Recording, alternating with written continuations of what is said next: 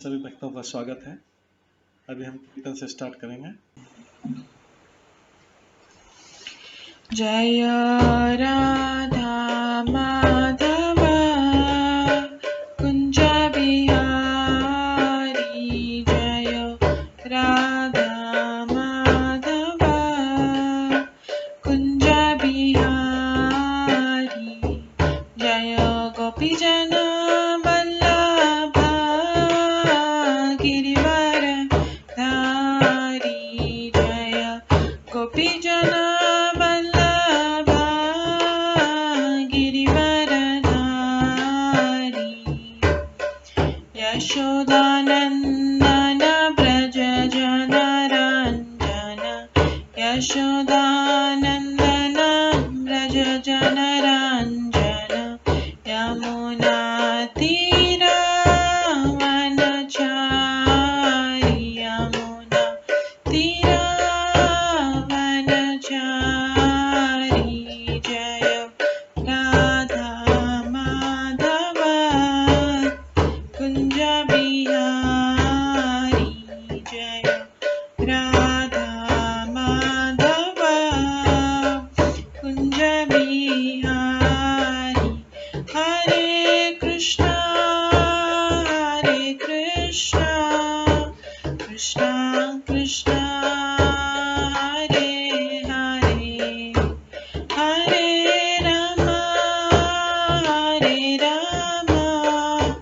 राम राम हरे हरे, हरे कृष्णा कृष्णा कृष्णा हरे हरे, हरे राम राम राम हरे हरे,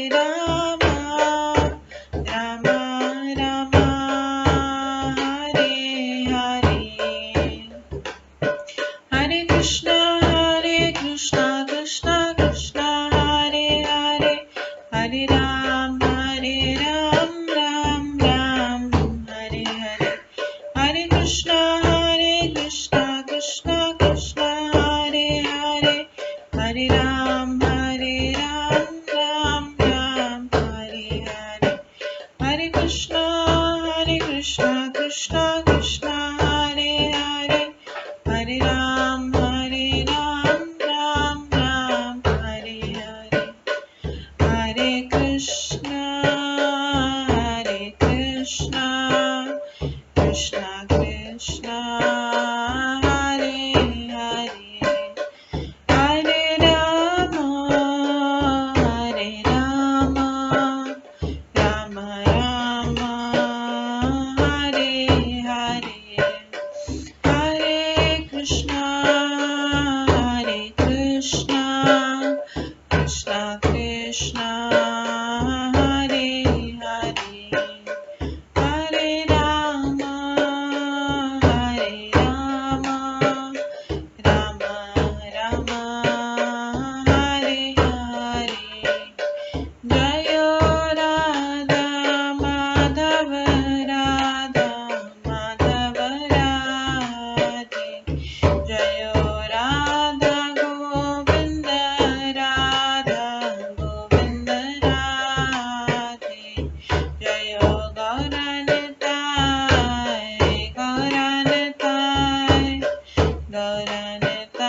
जय गौरनिताय, जय जय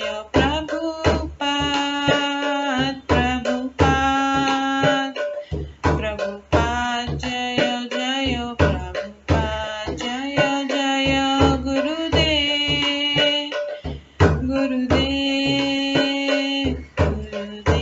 जय जय गुरुदेव, नित्य गौर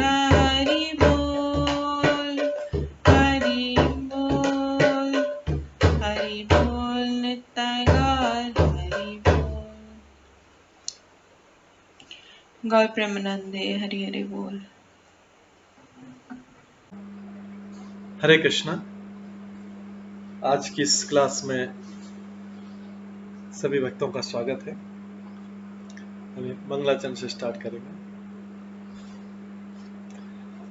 ओम अज्ञान तिमिरन्धस्य ज्ञानाञ्जनशलाकया चक्षुरुन्मिलितं येन तस्मै श्रीगुरुवे नमः। श्रीचैतन्यमनोभीष्टं स्थापितं येन भूतले स्वयं रूप कदा मह्यं ददाति स्वपदान्तिकम्।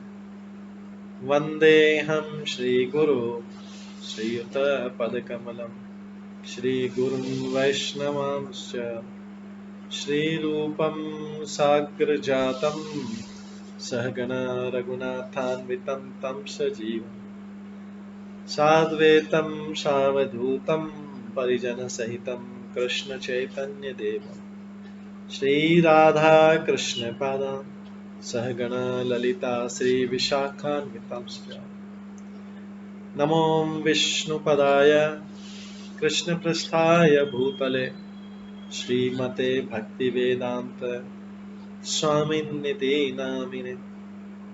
नमस्ते सरस्वती देवे गौरवाणी प्रचारिणे निर्विशेष शून्यवादी पाश्चात्यदेशतारिणे वाञ्छाकल्पतरुभ्यश्च कृपा सिन्धुभ्येव च पतितानां पावनेभ्यो वैष्णवेभ्यो नमो नमः। जय श्री कृष्ण चैतन्य प्रभु नित्यानंद श्री अद्वैत गदाधर शिवासादि गौर भक्तवृंद। हरे कृष्णा कृष्णा कृष्णा हरे हरे हरे राम राम राम हरे हरे। ओम नमो भगवते वासुदेवाय।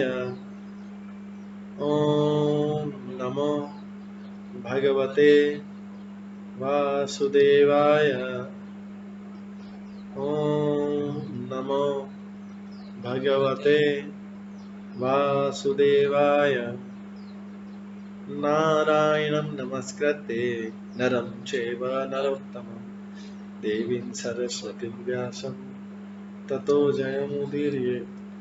नष्टप्रायेषु भद्रेषु नित्यं भागवत सेवया भगवते उत्तम श्लोके भक्तिर्भवति नैष्ठिकी। कृष्णाय वासुदेवाय देवकी नंदनाय च नन्दगोपकुमाराय गोविन्दाय नमो नमः।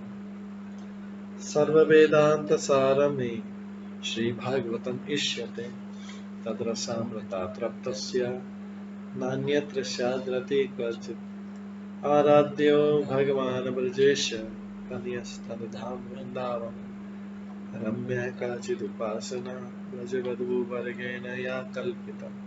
श्रीमद्भागवतं प्रमाणम् अमलं प्रेम कुमार्थमः श्रीचैतन्य महाप्रभुमतम् इदं तत्रादरो न परम्। मूकं करोति वाचालं पङ्गुलङ्घयते गिरिं यत्कृपातमहं वन्दे परमानन्दमाधवम्। हरे कृष्णा।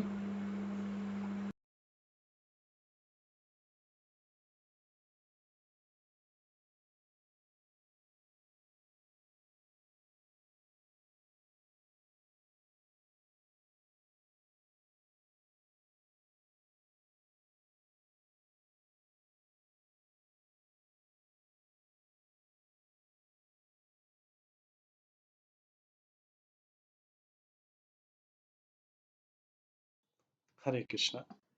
आज की इस क्लास में सभी भक्तों का स्वागत है। कल हम श्रवण कर रहे थे गोपियों के गीत से, जिसे भ्रमर गीत कहा जाता है। ये तब गाया गया था जब उद्धव ने वृंदावन की यात्रा की। ब्रज की गोपियों ने जब पीत वस्त्र पहने, पीतांबर पहने और आकर्षक कुंडल पहने कमल जैसे नेत्रों वाले उद्धव को देखा जो कि वृंदावन में आए थे, कृष्ण के द्वारा भेजे गए दूत थे। तो चकित थे कि कृष्ण से कितने मिलते जुलते हैं, और ये सोचते हुए कि कौन है, मैं उद्धव के पास आई और उन्हें घेर लिया।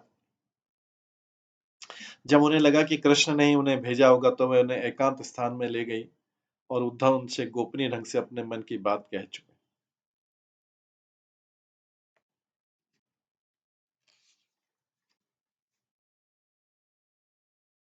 तो यहाँ पे गोपियां अपने मन की बात कहती हैं,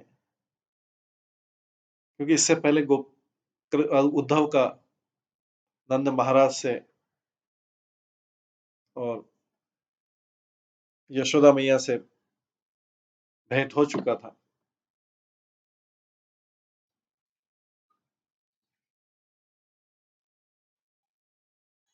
अब गोपियों की बारी थी। वे उन्हें एकांत स्थान में ले गए, उन्हें आराम से बिठाया और लक्ष्मीपति कृष्ण का संदेशवाहक मानकर उनसे प्रश्न करने लगी।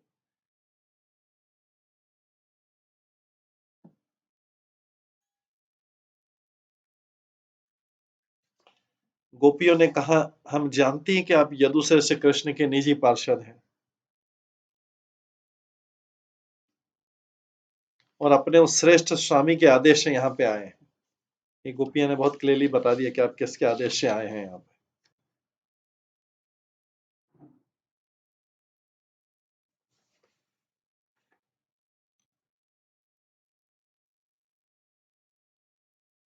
उस स्वामी के आदेश से आए हैं जो अपने माता पिता को सुख प्रदान करने के इच्छुक है। तो यहाँ पे गोपियां क्लियरली कर देती हैं कि आप ब्रजवासियों की चिंता नहीं, लोग क्या कहेंगे इसलिए आप अपने माता पिता को सुख पहुंचाने के लिए उद्धव को भेजा है। समाज क्या कहेगा, ये गोपियां उद्धव से कह रहे हैं कि कृष्ण ने इसलिए भेजा है।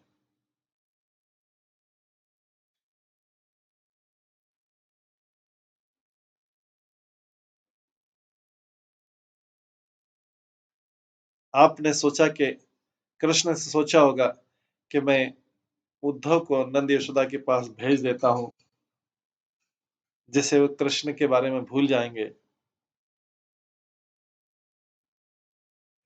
वास्तव में कृष्ण के पास जो चतुरता है, कृष्ण के पास जो चतुरता है, उन्होंने इस चतुरता का उपयोग करके आपको भेज दिया कि चलो माता पिता के पास भेज देते हैं, एक संदेश भेज देते हैं।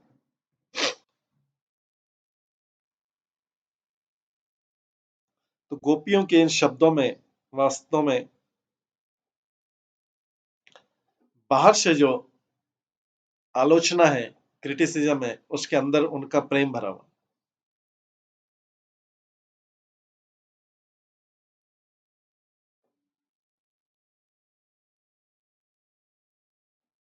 हम इसके अलावा कोई उद्देश्य नहीं देखते। उनको ऐसा मतलब नहीं है कि कृष्ण यहाँ पे चरागाहों को, गायों को भेजा है, कि ब्रज के चरागाहों को उनको स्मरण आ रहा होगा जहाँ पे गाय चरती है।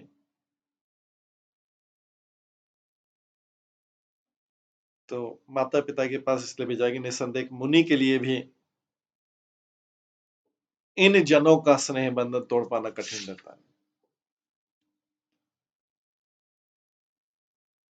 किसी अन्य के प्रति, आगे गोपियां कहती हैं छठे श्लोक में, जो कल हमने श्रवण किया था, किसी अन्य के प्रति जो पारिवारिक सदस्य नहीं है, दिखलाई जाने वाली मित्रता स्वार्थ से प्रेरित होती है। अतः यह तो एक बहाना होता है जो तब तक चलता है जब तक किसी का उद्देश्य पूरा नहीं हो जाता। ऐसी मित्रता वैसे ही होती है जैसा पुरुषों के प्रति स्त्री की और स्त्री की पुरुषों के प्रति, या फूलों के प्रति भौरों की रुचि। आगे वही गोपियां बहुत तीखी भाषा में बोल रही हैं 7वें श्लोक में, वैश्याएं निर्धन व्यक्ति को, प्रजा अयोग्य राजा को, शिक्षा पूरी होने पर विद्यार्थी अपने शिक्षक को और पुरोहित गण दक्षिणा दाने के बाद यज्ञ करने वाले व्यक्ति को छोड़ जाते हैं। जैसे वैश्याएं निर्धन व्यक्ति को छोड़ जाती है, प्रजा जब तक उसका पैसा खत्म नहीं हो जाए, प्रजा अयोग्य राजा को छोड़ जाती है, शिक्षा पूरी में विद्यार्थी अपने शिक्षक को जिस प्रकार छोड़ जाता है और पुरोहित गण जैसे दक्षिणा लेने के बाद यजमान को छोड़ जाता है। फल न रहने पर जैसे पक्षी वृक्ष को छोड़ जाता है,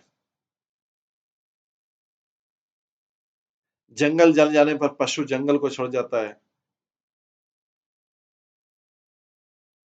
और जैसे प्रेमी होता है दूसरी प्रेमिका के प्रति या प्रेमिका दूसरे प्रेमी के प्रति आकर्षित होकर पहले वाले को छोड़, उसी प्रकार से कृष्ण ने वृंदावन को छोड़ दिया। ये गोपियां, लेकिन ये गोपियां वास्तव में क्या आलोचना कर रही? ऐसा अपीरेंटली एक भौतिक व्यक्ति को देख सकता है, लेकिन उनका कृष्ण के प्रति इतना प्रेम है, इतना प्रेम है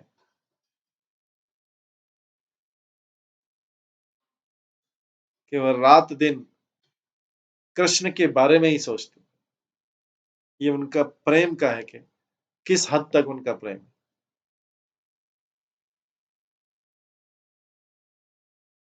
इस संसार में भी ऐसी आसक्ति देखी जाती है, व्यक्ति किसी के बारे में रात दिन सोचता रहता है,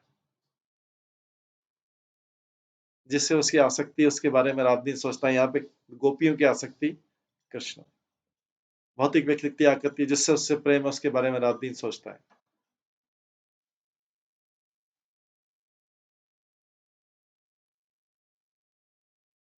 ये कल हमने श्रवण किया था, आज हम इसी के आगे 9वें और 10वें श्लोक से सुने।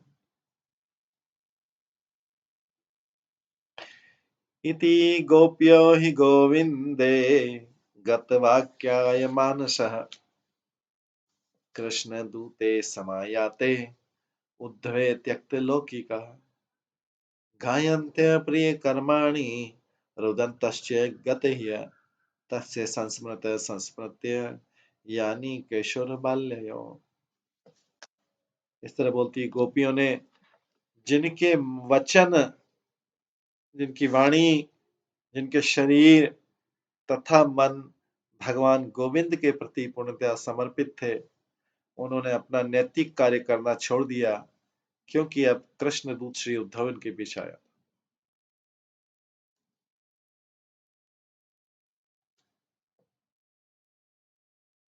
उनके लिए कृष्ण ही प्रायोरिटी, उन्होंने अपना दूसरा काम छोड़ दिया। जैसे जिससे हमारा प्रेम होता आ सकती है, तो उसके लिए हम दूसरा काम छोड़ देते।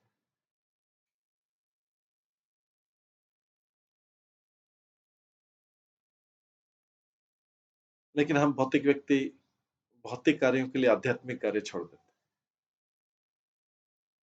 अगर हमारा आध्यात्मिक कार्य पेंडिंग में, हम उसको छोड़ देते हैं भौतिक कार्यों के लिए। हमारी आसक्ति में ये अंतर है, गोपियों की आसक्ति में अंतर है कि आध्यात्मिक कार्य के लिए, कृष्ण के कार्य के लिए बाकी चीजें छोड़ देते, कृष्ण के कार्य के लिए। तो वे अपना नैतिक कार्य करना छोड़ दिया, क्योंकि अब कृष्ण दूत श्री उद्धव इनके बीच आ गया था। उद्धव था, तो उनको तो कृष्ण से संबंध था, कृष्ण जी के बारे में ही बात करनी। वे अपने प्रिय कृष्ण के बाल्यकाल तथा किशोर अवस्थाओं की लीलाओं का अविरत अविरत मतलब लगातार स्मरण करके उनका गुणगान करने लगी और लाज छोड़कर फूट फूट कर रोने लगी।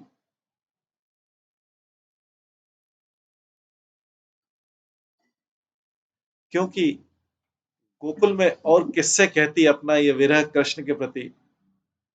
सब लोग लज्जा के मारे किसी से बोल नहीं पा रही थी कि उनको कृष्ण से इतना प्रेम है।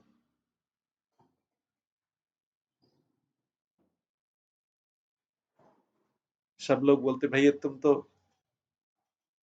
कृष्ण से दूसरे दूसरे कार्य हैं, कृष्ण से इतना प्रेम करे दूसरे, तो उनको किसी को बता नहीं सकते। लेकिन उद्धव को इसलिए एकांत में ले गई कि उनकी सारी कृष्ण के साथ जो उनकी लीलाएं होती, कृष्ण के बाल्यकाल किशोर अवस्था की लीलाओं का अविरत स्मरण कर उनका गुणगान करने लगी, लाज छोड़कर फूट फूट कर रोने लगी। इसलिए बोला गया है गायन्ते प्रिय कर्माणि रुदन्तश्च गति है तस्य संस्मृत्य संस्मृत्य यानी केशोर बाल्य, केशोर अवस्था बाल्य अवस्था के स्मरण कर करके संस्मृत्य संस्मृत्य स्मरण कर करके जोर जोर से रोने लगी।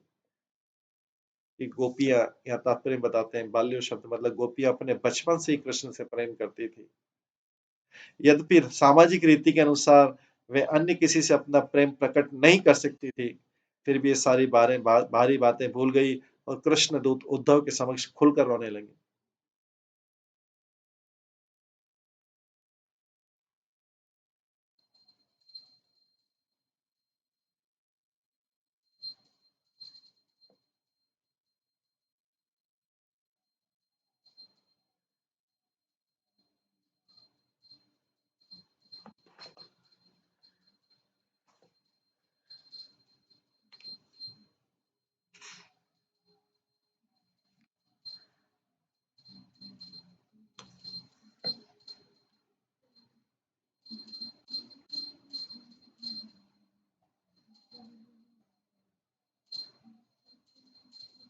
गोपियां कहती हैं, सूरदास लिखते हैं,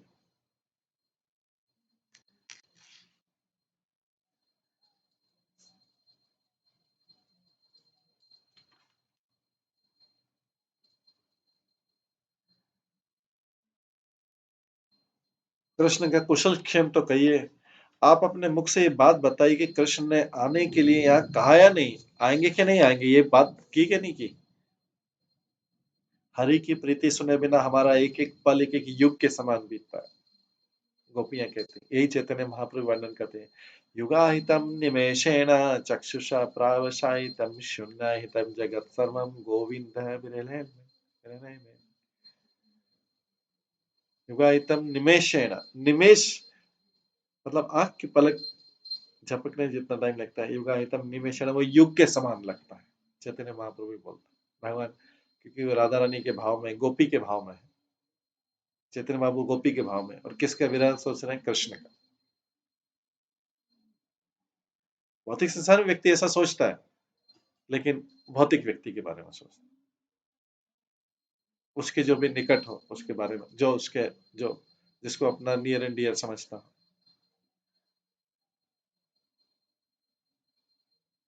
हालांकि गोपियों के लिए नियर एंड डियर उनके घर परिवार वाले थे, लेकिन वास्तव में मन से नियर एंड डियर कोई और थे, वो थे कृष्ण।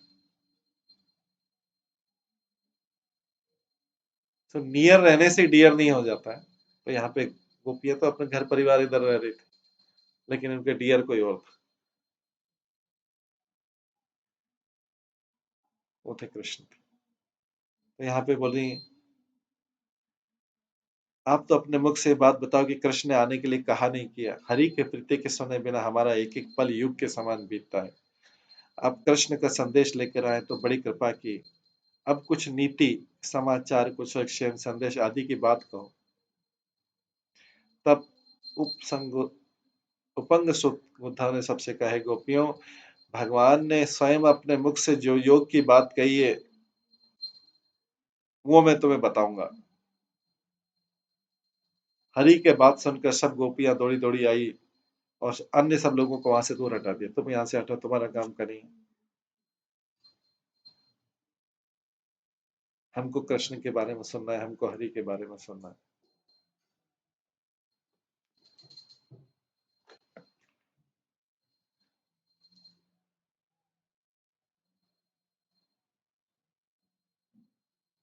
तो व्यक्ति को जिससे प्रेम होता है उसकी एकांत में बात होती है, बाकी जैसे भाषणबाजी और ये सभी चलता रहता है इधर उधर संसार में, सड़क पे पब्लिक जो चीज रहती है वो अलग रहती है। तो यहाँ पे इसलिए बोल रहे हैं, the friendship shown towards others is motivated by personal interest.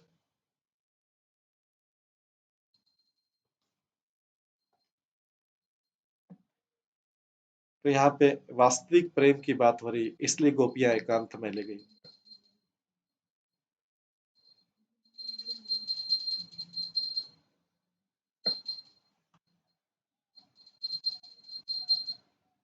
गोपियां कहती हैं, अब हरि का संदेश सुनो। उद्धव गोपी से कहते, हरि का संदेश सुनो। कृष्ण अक्रूर जी के साथ मथुरा गए थे, वहां उन्होंने कंस का वध किया, कंस के राजा धोबी को मारा और राजसी वस्त्र पहनकर धनुष तोड़ा, कोड़िया पीठ हाथी चारों मुष्टिक जैसे पहलवानों को धरती पर गिरा दिया। वसुदेव के पुत्र श्री कृष्ण ने अपने माता पिता के बंधनों को छुड़ाया, कंस के पिता उग्रसेन को राजगद्दे पर बैठाया और स्वयं अपने हाथों से उनके ऊपर चमन डलाया। ये सब कृष्ण ने क्या क्या कार्य किए। उन्होंने एक पत्र भी लिख कर दिया है, गोप कुमारियों तुम स्वयं कृष्ण का पत्र पढ़ लो। पाती बोला हुआ है।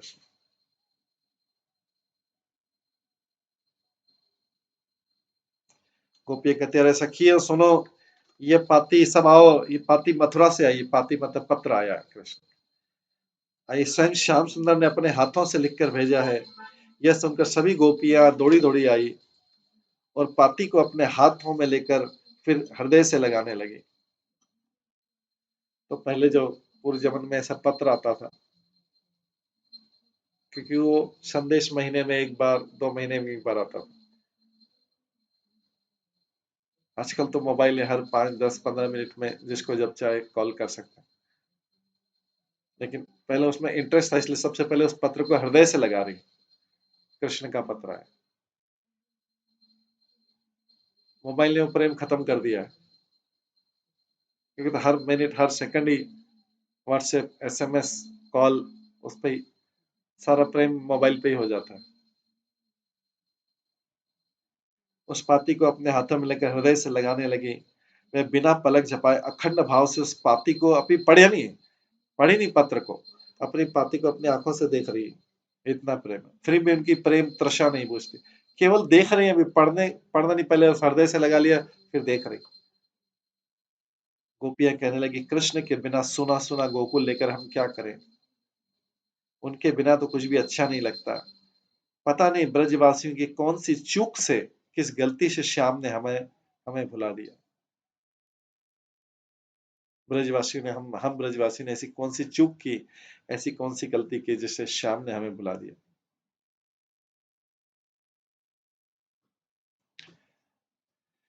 उद्धव जी द्वारा कृष्ण का पत्र प्राप्त कर गोपियों की दशा का वर्णन करते हुए सूरदास कहते हैं कि बार बार अब उसे पत्र को, श्री कृष्ण के हाथों से लिखे अक्षरों को देखकर इतना भाव विवल हो गई कि उस पत्र को लेकर बार बार अपनी छाती से लगाने लगी।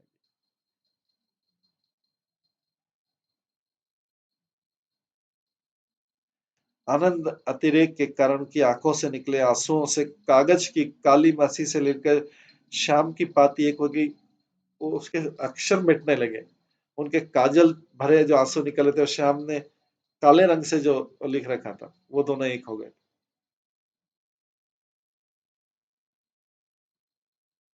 श्री कृष्ण के साथ आनंदपूर्ण दिन बिताए गए गोपियां याद करने लगी। उद्धव, जब नंद नंदन जी यहाँ गोकुल रहा करते थे, तब तक कभी हमें गर्म हवा नहीं लगी, किसी प्रकार का दुख नहीं हुआ।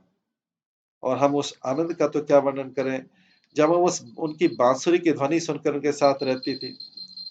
उनके प्रेम के आगे हम किसी को कुछ नहीं समझती थी। रात दिन उन्हीं रसिक शिरोमणि के साथ हम रास लीलाओं और दूसरे खेलने के रस में डूबी रहती थी। सुदास कहते, कभी कभी गोपियां व्याकुल होकर कहने लगे, प्राणनाथ है बचपन के साथी, अब न जाने तुम हमें हमसे कब मिलोगे। सभी गोपियां आपस में बात कहती हैं, सखियां, ये पत्र जो है मथुरा से आया है। ये उद्धव श्री कृष्ण के परम स्नेही मित्र हैं, उनके हाथ कृष्ण ने भेजा ये पत्र। ये सुनकर कोई गोपी पत्र को पढ़ने का प्रयास करती, कोई स्नेह आदरवश आंखों पर धरती है, तो कोई उनको आंखों पे, पत्र को आंखों पे लगाती, कोई हृदय से लगा लेती, क्योंकि उसमें कृष्ण ने लिखा था। कोई गोपी बार बार उद्धव से पूछती, सच बताना, क्या पाती स्वयं श्री कृष्ण ने अपने हाथों से लिखी? क्या ये पत्र कृष्ण ने स्वयं अपने हाथों से लिखा है?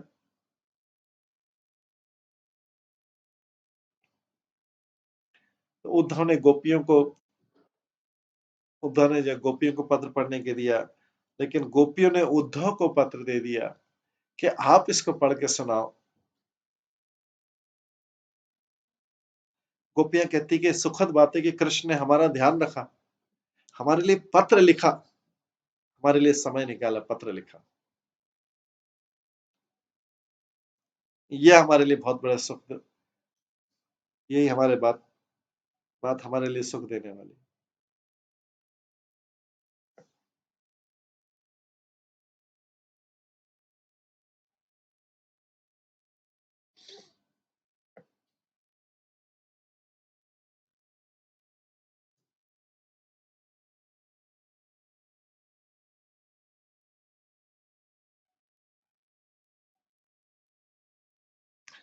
कृष्ण की पत्ती सुन रही गोपियां कहती है, ब्रजनाथ श्री कृष्ण की छाप मोहर लगी हुई पाती है। उद्धव इसे अपने सिर पर बांधे बांधे घूम रहे हैं।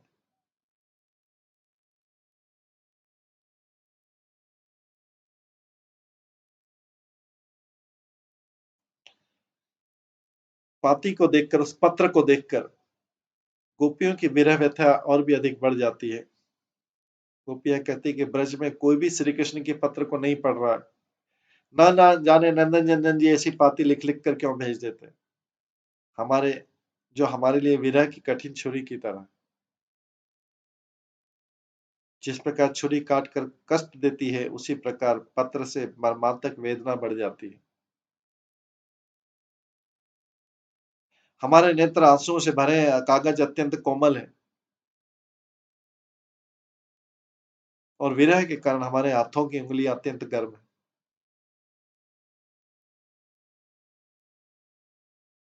पत्र तो स्पर्श मात्र से जल जाता है, उसकी ओर देखते ही आंसुओं से भीग जाता है। इस प्रकार ये पत्र दोनों प्रकार से हमारे हृदय को दुख देने वाला है। इस पत्र को स्पर्श न करो।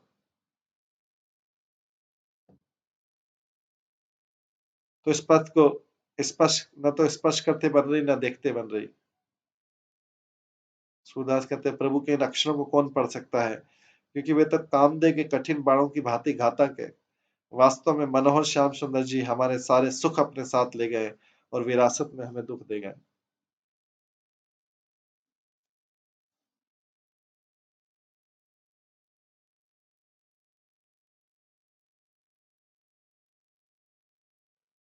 इस प्रकार से गोपियां जो है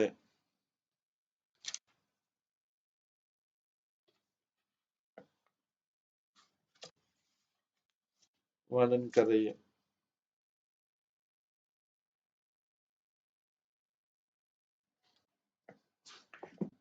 आगे कहती है 11वें श्लोक में,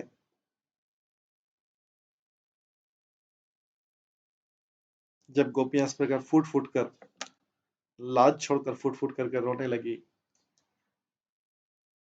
आगे आता है वर्णन, काचित् मधुकरं दृष्टा ध्यायन्ती कृष्ण संगमम् प्रिय प्रस्थापितं दूतं कल्पयित्वा इदम् अब्रवीत्।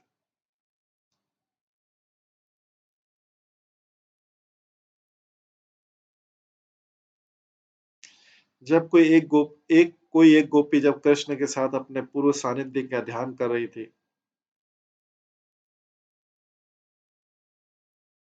तो उसने अपने सामने एक भंवरा देखा। जब कोई एक गोपी कृष्ण के साथ कृष्ण का पूरे अपने पूर्व संग का ध्यान करी थी, तो ये वास्तव में गोपी का नाम नहीं मेंशन है, लेकिन ये राधा रानी होना चाहिए। कि जब कोई एक गोपी जब कृष्ण के साथ अपने पूर्व सानिध्य का ध्यान कर रही थी, तो उसने अपने सामने एक भंवरा देखा और उसे लगा कि यह उसके प्रियतम द्वारा भेजा गया दूत है। तो अभी भंवरे को देखा। भंवरा किस प्रकार का होता है? काले रंग का, श्याम रंग का। तो जब इस गोपी ने, जो वास्तव में राधा रानी होगी, इसने एक भंवरा देखा। अभी जब उद्धव से वार्तालाप चली थी, एक भंवरे को भी देखा, श्याम रंग का, काले रंग का। उससे लगा वो तो राधा रानी इतने ध्यान में थी कृष्ण के, इतने ध्यान में रखी थी कि उसे लगा कि उसे उसके प्रीतम द्वारा भेजा गया दूत।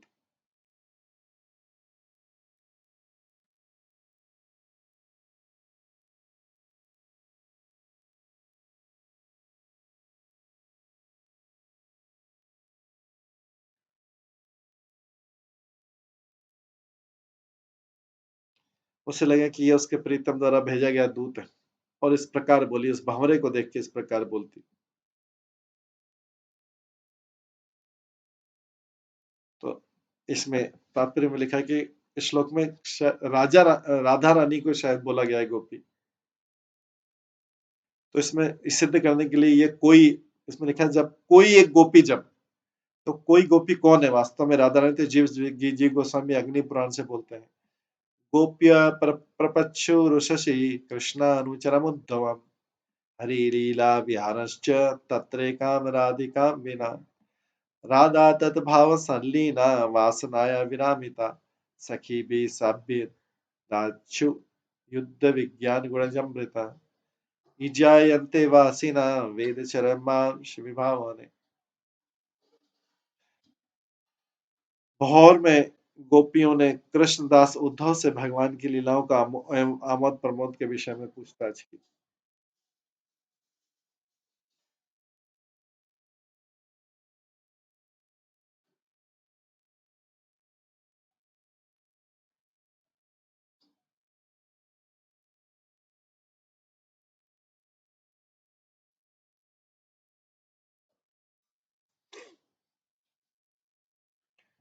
भोर में गोपियों ने कृष्णदास उद्धव से भगवान की लीलाओं और आमोद प्रमोद के विषय में पूछा। कृष्ण के विचार में लीन एकमात्र श्रीमती राधा रानी इस बातचीत से अलग थलग बनी रही। बाकी सब गोपियां तो पूछ रहे हैं उद्धव से, कहाँ है कृष्ण, कैसे है, क्या हमें छोड़ दिए करना। राधा रानी तो इतने ज्यादा विरह में, राधा रानी चुपचाप बैठी रही।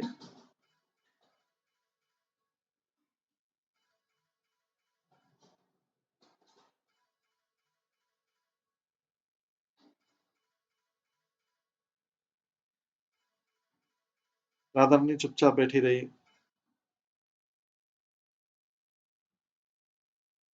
और उस बातचीत से अलग थलग बनी रही।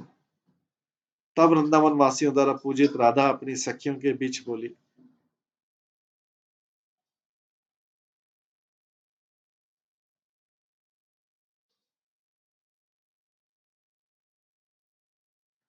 तब वृंदावन वासियों पर, तो राधा रानी अभी तक चुप रही।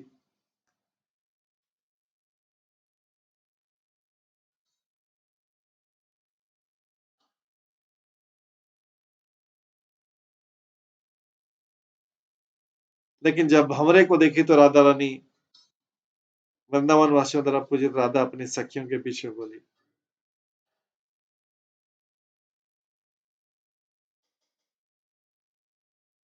भ्रमर को देख के बोली। तो यहाँ पे तात्पर्य बताते हैं कि भगवत गीता में भगवान कृष्ण कहते हैं, वेदेश्च सर्व अहम सब वेद्यो, अहम सर्व वेद्यो। सभी वेदों द्वारा मुझे ही जानना चाहिए। कृष्ण को जानना, कृष्ण से प्रेम करना है। कृष्ण को जानने का वास्तव मीनिंग है कृष्ण से प्रेम करना। नहीं तो जान करके क्या करेंगे? जब प्रेम ही नहीं करना है तो फिर जान करके क्या करना?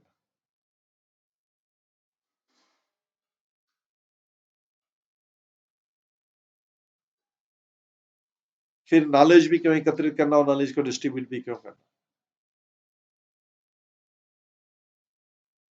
और प्रेम है तो कि किस लेवल का प्रेम है? पहले नंबर का, दूसरे नंबर का, तीसरे नंबर का, चौथा नंबर का? उस प्रेम में आगे कितने लोग हैं लिस्ट में?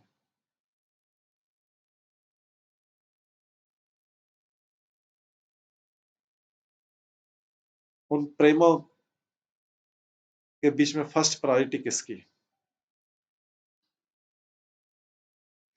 तो वास्तव में कृष्ण को जानना ही मतलब कृष्ण से वास्तव में प्रेम करना है। इस तरह राधा रानी ने अपने दृष्टांत तथा शब्दों से कृष्ण के प्रति अपना चरम प्रेम उद्घाटित किया।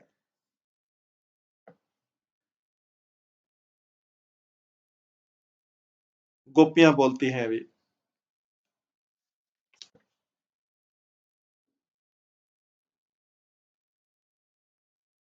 वास्तव में गोपियां जो बोल रही हैं उनमें से मुख्यतः राधा रानी बोली, क्योंकि राधा रानी अभी तक हाल चाल और सब नहीं, उनका पूरा ध्यान तो कृष्ण के विरह में, कृष्ण के बारे में सोच रही। उनका किसी और चीज में मन नहीं लग रहा। तो बाकी सब गोपियों ने हाल चाल पूछा, ये पूछा वो पूछा, लेकिन राधा रानी तो भ्रमर को देख के, राधा रानी को भ्रमर देख के कृष्ण याद आ गए। क्योंकि कृष्ण श्याम रूप के हैं, काले हैं, भ्रमर भी काला है, तो भ्रमर से बात करने लग गई राधा रानी। उद्धव भी श्याम रूप के हैं, कृष्ण भी श्याम रूप के, और भ्रमर भी श्याम, डार्क, डार्क श्याम मतलब काले। तो कृष्ण कृष्ण ने पत्र भेजा, उद्धव पत्र सुनाएंगे, और इसी बीच में भंवरा भी आ गया। राधा रानी का ध्यान उस भंवरे की तरफ चला गया। उसको भी कृष्ण का दूत समझ रही है वो, क्योंकि राधा रानी अलग ही ध्यान में, अलग ही विरह में। तो भंवरे को ही कृष्ण समझ के उसी को अभी उससे ही वार्तालाप करेगी, कृष्ण का दूत समझ के भंवरे। इधर उद्धव भी बैठे, ये राधा रानी का ध्यान उस भंवरे की तरफ सबसे पहले गया, जो आसपास आसपास मंडरा रहा था। तो यहाँ पे भ्रमर गीत स्टार्ट होता है। इसके बड़े बड़े विद्वानों ने बहुत सुंदर तरीके से इसका किया है। उसमें राधा रानी का कृष्ण के प्रति जो प्रेम है, उसकी कोई सीमा नहीं है, उसका लिमिट नहीं, लिमिटलेस। क्योंकि राधा रानी का भाव महाभाव है। उस महाभाव में राधा रानी और सब गोपियां गाती हैं।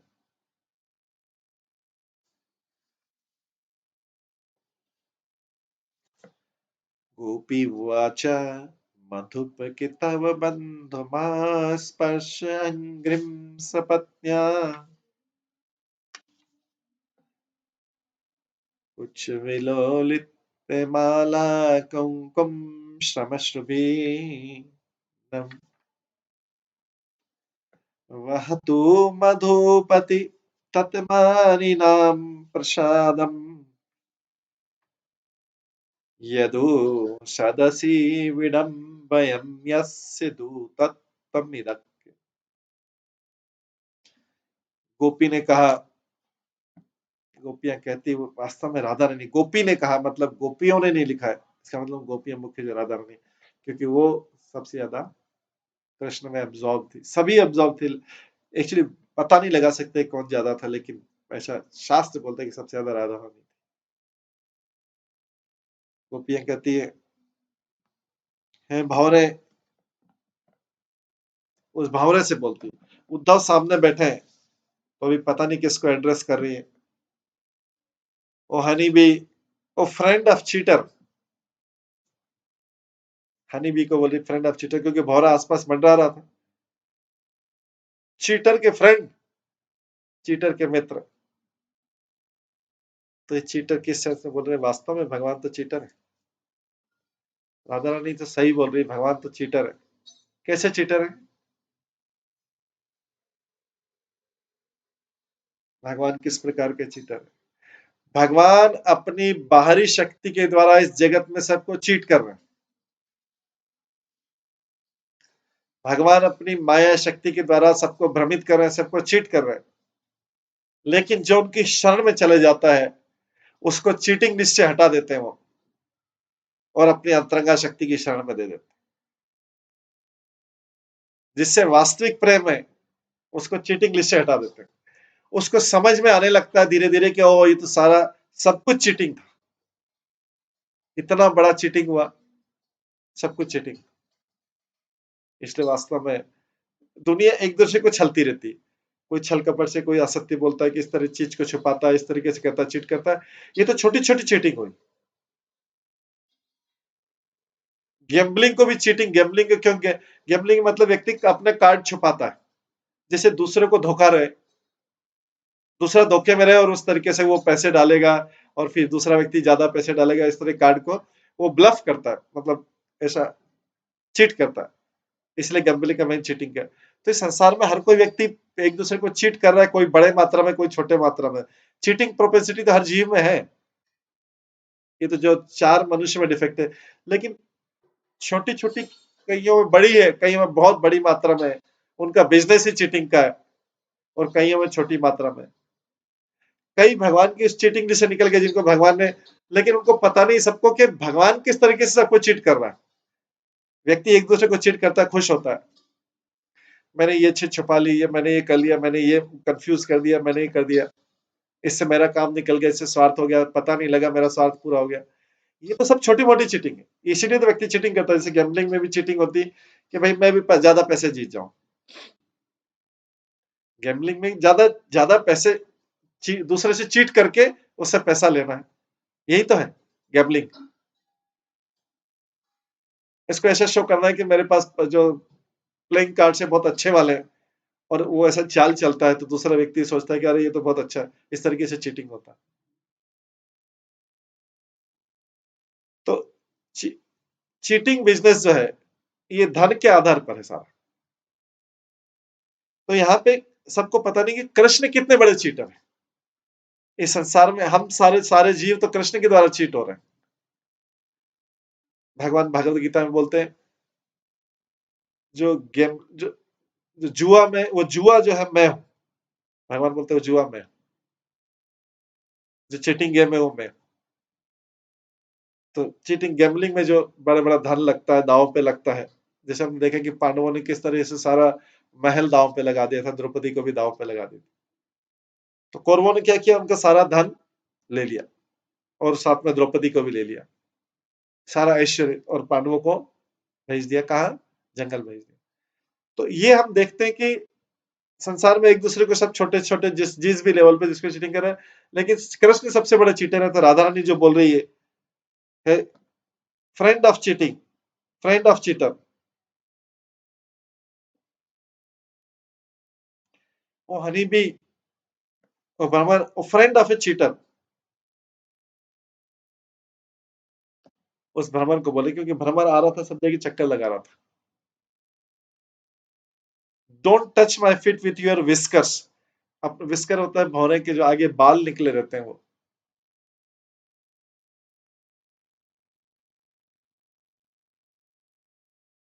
तो यहाँ पे राधा रानी बोलती, आपके भौरों पे जो बाल लगे हैं ये कुमकुम से हैं। और ये कुमकुम कहां से है? ये कृष्ण ने जो गार्लैंड पहना है उसमें कुमकुम। और वो उस हद तक जाती है सोचने में कि कृष्ण जो गार्लैंड गार्लैंड में जो कुमकुम लगाया, कृष्ण ने मथुरा की स्त्री को गले लगाया, उससे उनके हार पे कुमकुम लगा है। और उसके कारण जो है ये तुम मेरे पास मत आओ, क्योंकि कृष्ण अभी दूसरी स्त्रियों से प्रेम करते हैं।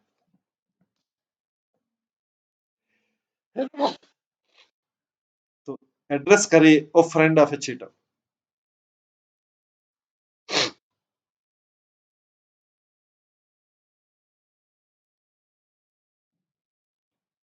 कृष्ण को उन स्त्रियों से, मथुरा की स्त्रियों से मिलने दो, उनसे संतुष्ट होने दो। जो व्यक्ति ऐसे संदेशवाहक को भेजता है,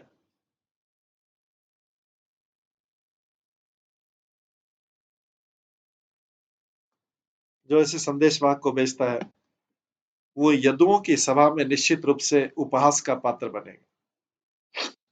तो राधा रानी सीमा तक क्यों जा रही? क्योंकि राधा रानी का प्रेम बहुत ज्यादा है, और ये सब उस भाव में बोल रही, प्रेम के भाव।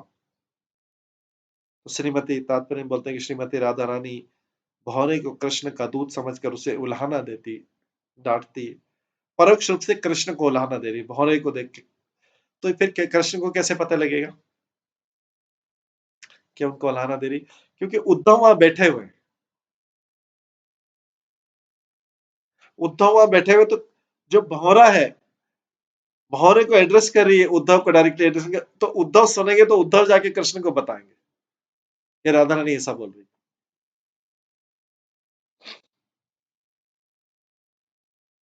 तो यहाँ पे बताते हैं, विश्वनाथ चक्रवर्ती ठाकुर बताते हैं कि मधुपति अर्थात मधु का राजा, मधुप लिखा है, मधु का राजा, हनी बी, जो हनी एकत्र करता है। तो यहाँ पे विश्वनाथ चक्रवर्ती ठाकुर कहते हैं, ये श्लोक तथा आगे के 9 श्लोक, इसके आगे के 9 श्लोक जो है ये प्रेमिका द्वारा कहे गए 10 प्रकार के उपलम्भों का उदाहरण है।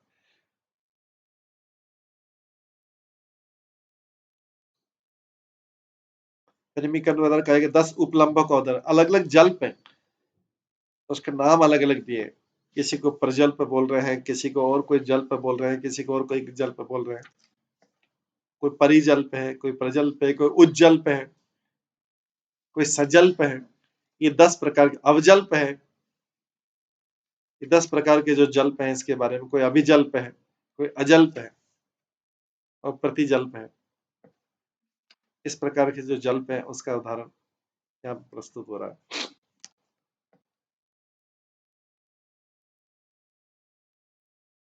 तो विश्वनाथ चक्रवर्ती ठाकुर कहते हैं, श्लोक तथा आगे के 9 श्लोक प्रेमिका द्वारा कहे गए 10 प्रकार के उपलब्धों का उदाहरण, उपलम्भों का उदाहरण। इस श्लोक में प्रजल्प के गुणों का वर्णन है।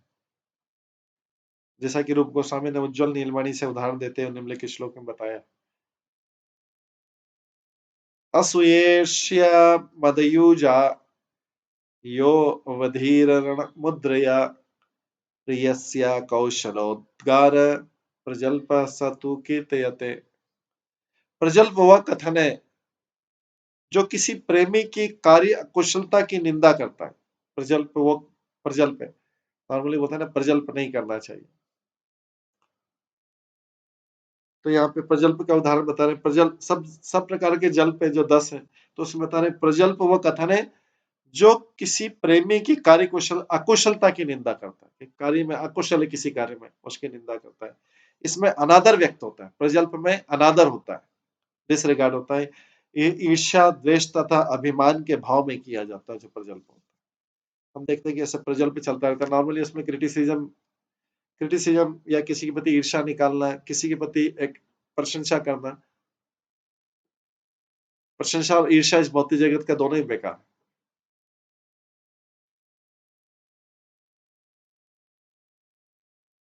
ईर्ष्या, द्वेष तथा अभिमान के भाव में किया जाता है, जिसमें दूसरे व्यक्ति का निंदा होता है और अनादर होता है। कई बार क्या होता है, एक की प्रशंसा होती है, व्यक्ति जानबूझ के क्या करता है, दूसरे की निंदा नहीं कर सकता, तो एक और भौतिकतावादी की प्रशंसा कर देता है। तो उससे क्या होता है कि दूसरा व्यक्ति अपने आप नीचे हो जाता है, क्योंकि उसके कार्य से दूसरे के कार्य को और बड़ा बता दिया। तो क्या हुआ, उससे उसका ये प्रजल्प है, वास्तव में सब कुछ प्रजल्प। इसमें भी ईर्ष्या, लेकिन ईर्ष्या को व्यक्ति डायरेक्टली प्रकाशित नहीं कर पाता, तो किसी और दूसरे भौतिकतावादी की प्रशंसा कर दी, तो इससे उस ईर्ष्या के कारण क्या हुआ कि ध्यान उधर चला गया, जिससे इसकी प्रशंसा बंद हो जाए। तो इस प्रकार से ये पूरा जो प्रजल्प है, जिसका कोई मीनिंग नहीं, मीनिंगलेस होता है, किसी के कार्य अकुशलता का कार्य अकुशलता की निंदा करता है, इसमें अनादर व्यक्त होता है। ये ईर्ष्या, द्वेष तथा अभिमान के भाव में कहा जाता है। विश्वनाथ चक्र ठाकुर इंगित करते हैं कि कितो बंधो ईर्ष्या का, सपत्न से लेकर नता का, पद देश का, मांस स्पर्श अंग्रिम अभिमान का, ये सब जो है, कौन कौन सा शब्द जो है किस किस ईर्ष्या को प्रदर्शित कर रहा है, यहाँ पे बताया। लेकिन राधा रानी की जो ईर्ष्या है वो आध्यात्मिक है, क्योंकि सभी तो राधा रानी की शक्ति तो राधा रानी, सभी तो उसी के एक्सपांशन है, सारी शक्तियां।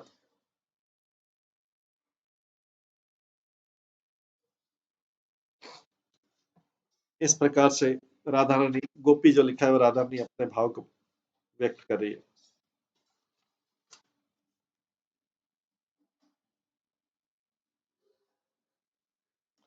गोपियां उस भ्रमर से पूछती है, गोपियां उस भ्रमर से पूछती, क्या तुम्हें कुब्जा ने अपने पास भेजा है, हमारे पास भेजा है?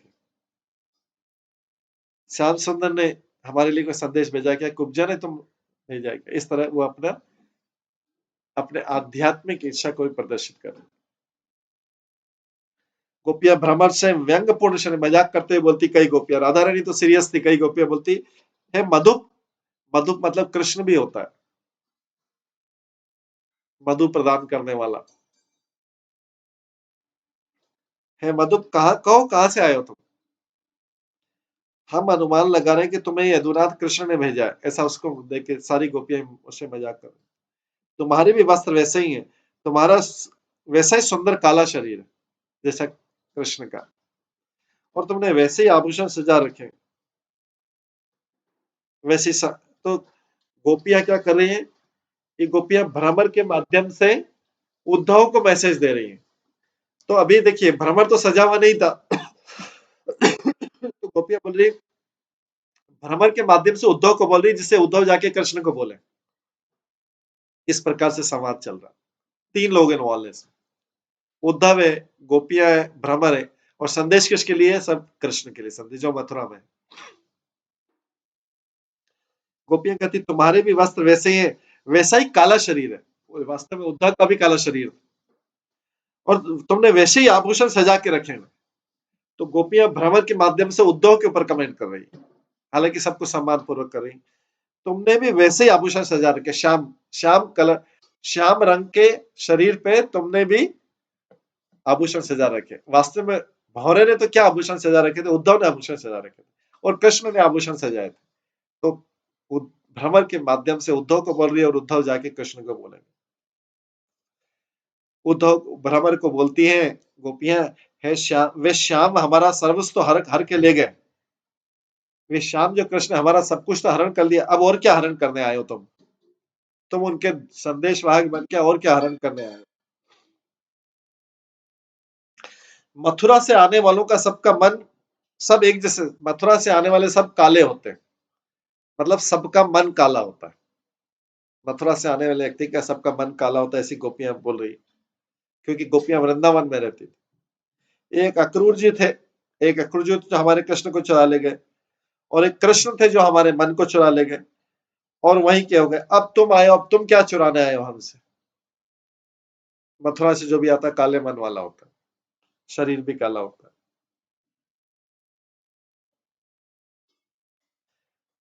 अब मन तो कृष्ण चुरा ले गए, अब हम तुम्हें मन कैसे दें, और क्या चुराने आए हो? हे मधु, भंवरे को बोलती गोपियां, अब तुम्हारा एक कौन सा सयानापन है जिसके कारण तुम फिर ब्रज में उठकर दौड़ाए हो? अब क्या करोगे? अब क्या, सब तो मन कृष्ण ले गए, अखरू जी कृष्ण को ले गए, अभी तुम क्या लेने आए? हे मधु, हे भंवरे, क्या ये कौन सा सयानापन है जिसके कारण तुम फिर ब्रज में उठकर दौड़ के आए हो? अब ब्रज से क्या लेना चाहते हो? आगे वो और कमेंट करती है, सरकास्टिक कमेंट करती है, व्यंग्यपूर्ण कमेंट करती है भंवरे के ऊपर। और उद्धव सुन रहे सारा। उद्धव भी श्याम वर्ण के, काले रंग के, कृष्ण भी काले रंग के, उद्धव आभूषण से सुशोभित थे, कृष्ण भी आभूषण से सुशोभित थे। बात भंवरे से कर रहे हैं, लेकिन सुना किसी और को।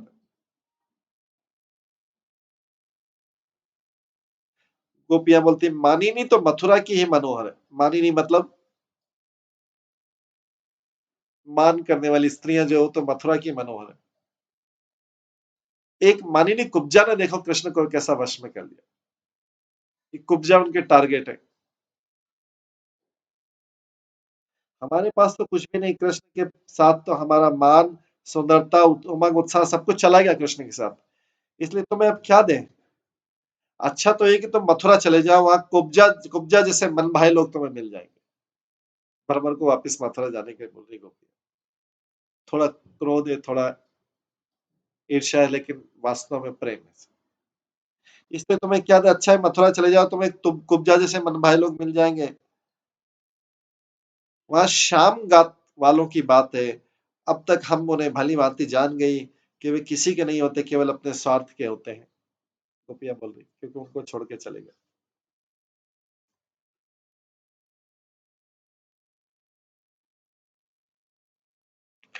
गोपियां उस भावना से बोलती है, मधुकर, कृष्ण को ही बोल रही है वास्तव में, उद्धव के माध्यम से बोले, हे मधुकर, तुमने अपने मधु फूलों का रस, तुम अपने मधु का फल जीने में ही मस्त रहो और हमें भी मस्त रहने दो। अभी उद्धव जो ज्ञान योग सिखाने का प्रयास करते हैं, बोलती ज्ञान योग निर्गुण ब्रह्म से हमें क्या लेना देना? हमारे तो सगुण ब्रह्म स्वरूप है, कान्हा चिरंजीवी हो। देखिए प्रार्थना भी कर रही है उन्हीं कान्हा की। तुम स्वयं फूलों के पीत पराग की कीच में ऐसा लोटपोट हो गए कि तुम्हें अपने अंगों की सुध नहीं रही। तो वास्तव में क्या होता है कि जब जो भौरा होता है, वो पराग के कण फूलों में किस लिए जाता है? पराग के कण लेने के लिए जाता है, उसी से शहद बनती है। फूलों का जो मिठास है, पराग के सेंटर में जो रहता है पराग, उससे वो उसी से निकलता है शहद। उन पराग कणों को लेता है भावरे आसपास के जंगल से और फूलों में से पराग कण लेके उससे शहद बनता है। तो शहद वास्तव में अगर देखा जाए तो पूरी प्राकृतिक चीज है, वास्तव में फूलों का रस है वो, एक सामान्य व्यक्ति को नजर नहीं आएगा।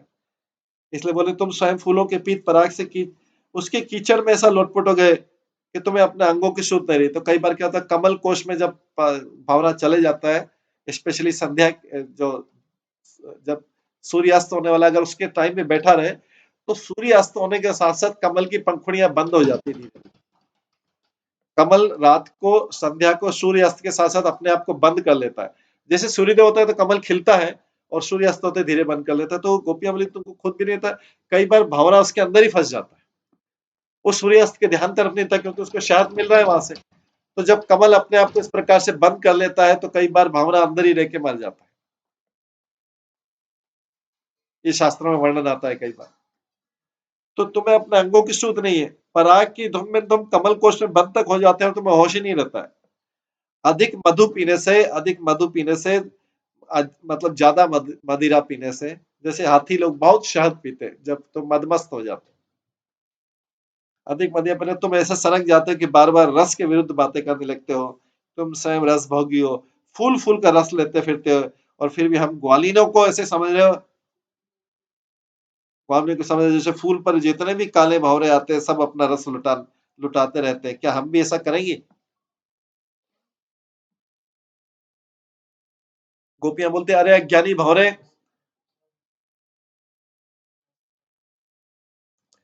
गोपियां कहती अरे अज्ञानी भंवरे, हमने तो एक कृष्ण को मन दे दिया,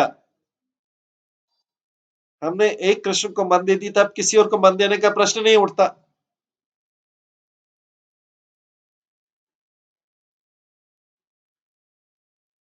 तो यहाँ गोपियां का तो यस या नो है, 1 और 0 है गोपियों के लिए। गोपियां कहते हैं हमने कृष्ण को मन दे दिया था और किसी के लिए हमारा मन बचा ही नहीं अभी। इस भौतिक जगत में हमारा मन कितनी जगह में बटा रहता है,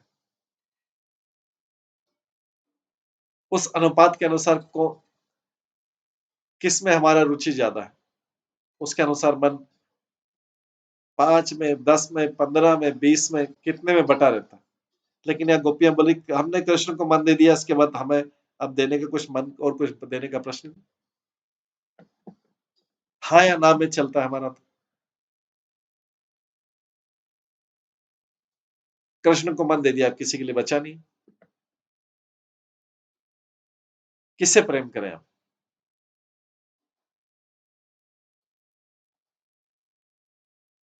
ये गोपियां भावना को बोल रही अभी क्या मांगने आए हो। हम एक निष्ठ गोपियों के लिए तो सुंदर मुख वाले कमल के समान वे ग्वाले और नंद के दुलारे कृष्ण ही सर्वस्व हैं। उन्हीं को हमने अपना तन मन धन अर्पित कर दिया, अब किसी और के अर्पित करने के लिए तन मन धन किससे उधार ले।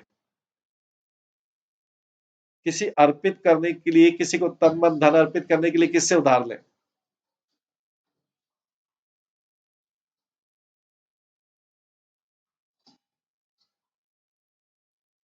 गोपियां भौरे से कहती हैं मधुकर, हम वे बेल नहीं हो सकते, बेल मतलब लता, हम वे बेल नहीं हो सकते जिन्हें अपना कर तुम और कुसुमों के साथ रस के लिए और रंग में रंग करके इधर उधर घूमते फिरते हो।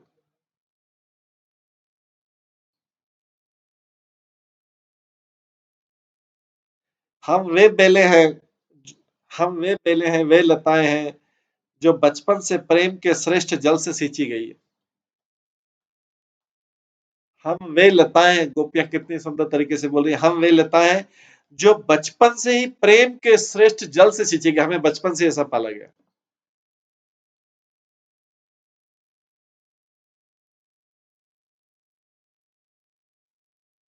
और जिन्हें प्रिय ने अपने हाथों से पाला पोसा, हमें तो कृष्ण नहीं, कृष्ण के प्रेम से हम पली है।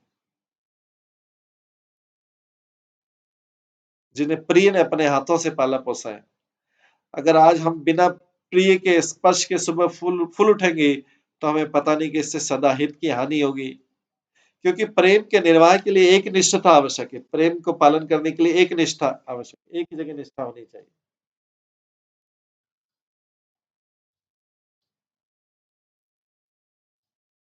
तो यहाँ पे गोपियां इस चीज को बता रही कि हमारे प्रेम की एक निष्ठा, हमने एक ही से प्रेम किया है।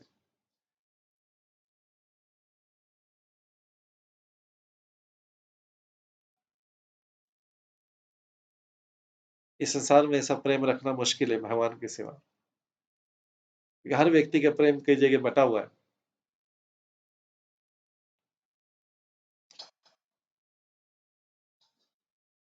और जब भी परीक्षा की घड़ी आती है तो हमारी आसक्ति से पता लगता है किससे प्रेम था हमें, हमारा प्रेम किससे था, हमारी आसक्ति किससे थी।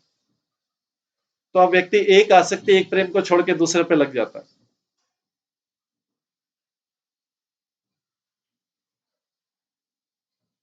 तो यहाँ पे गोपियां कहती प्रेम के निर्वाह के लिए एक निष्ठा आवश्यक होती है। मधुकर वृंदावन की विरहणियां, ये हम वृंदावन की जो लताएं हैं, ये तो श्याम रूपी तमाल से उलझ गई हैं। श्याम रूपी तमाल, तमाल, तमाल जो वृक्ष है वो श्याम कलर का होता है, उसको देख के सबको कृष्ण की याद आती है। आचार्य लोग भी लिखते हैं तमाल कृष्ण, तमाल कृष्ण। तो यहाँ गोपियां बोल रही है हम तो विरहणियां है, हम जो लता है श्याम रूपी तमाल से उलझ गए। जैसे लताएं लपेटी रहती है ना, वृक्ष में लपेटी रहती है, पूरा उसी के साथ चिपक जाती है, ऐसे हम तो तमाल वृक्ष से चिपक गए। हमारे प्रेम रूपी पुष्प की रस रूपी सुगंध में गोपाल रूपी मधु विलास करते हैं। हमारे प्रेम रूपी पुष्प की रस रूपी सुगंध में गोपाल रूपी मधु विलास करते हैं, भौरा विलास करता है। ये पुष्प बेला भी योग रूपी समीर से धीर छोड़कर डालेगी नहीं, डोलेगी नहीं। हम तो तमाल वृक्ष बन गया, हमको निर्गुण ब्रह्म बताओ या योग, वो हवा के समान है। हम तो तमाल वृक्ष से चिपक गई है। हमारी एक निष्ठा, हमारे प्रेम की एक निष्ठा ही, हम प्रेम की 2 जगह, 3 जगह, 4 जगह, 5 जगह, 6 जगह निष्ठा नहीं रखते।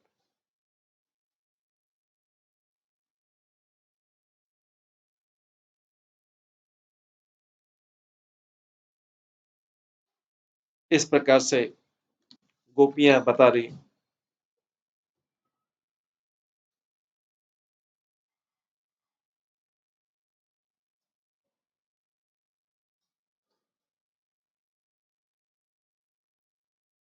तो गोपियां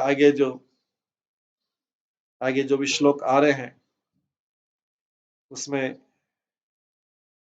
हर एक श्लोक में जो है वो अपनी व्यथा को अलग अलग रूपों में व्यक्त करती। ये उनका प्रेम का प्रदर्शन है वास्तव में।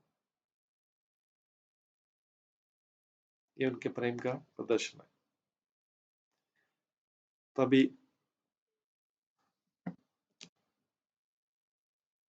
समय होने वाला है, तो हम आगे के जो उनके अलग अलग जल्प हैं 10 प्रकार के उपलब्धों का वो जो उदाहरण किया है वो हम कल की क्लास में श्रवण करेंगे। आज की क्लास को यहीं पे विश्राम देते हैं। सभी भक्तों का बहुत बहुत धन्यवाद। सभी भक्तों के लिए एक बार हरे कृष्ण महामंत्र का जप करते हैं। हरे कृष्णा कृष्णा कृष्णा हरे हरे, हरे राम राम राम हरे हरे। हरे कृष्ण। श्री श्रीमद् भागवतम महापुराण की जय। श्री प्रभुपाद की जय। सभी आचार्य गणों की जय।